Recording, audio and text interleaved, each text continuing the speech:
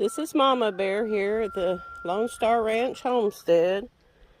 We got a big snow last night and it came down fast, and a lot of snow, and it broke the top out of my magnolia tree, as you can see here.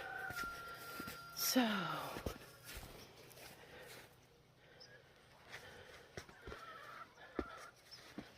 you see where it broke out a pretty good section here in the back, so that's how our day's going. I love that magnolia tree.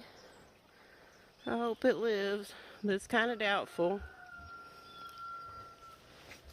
I don't know what other damage we have yet. I hope everyone's safe. We were without electric from well, like 11 hours, from like 10 o'clock last night to this morning. So